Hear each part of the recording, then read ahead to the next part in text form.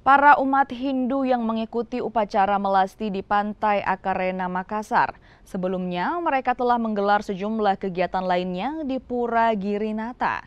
Umat Hindu yang hadir akan diberi percikan air suci yang diyakini untuk membersihkan diri dari perbuatan buruk di masa lalu.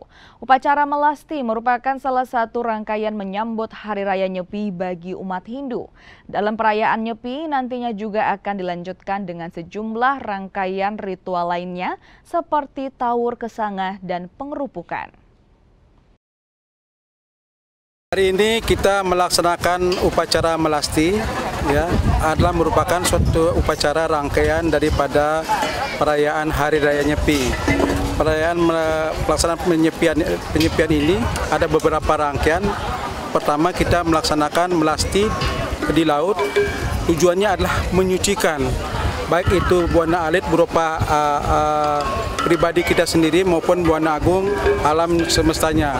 Kita membawa juga membersihkan juga perangkat-perangkat sarana-sarana ibadah kita berupa pratima, rondekan apa semua kita bersihkan di sini supaya pelaksanaan Hari Raya Nyepi ini dapat kita laksanakan dengan penuh kesucian.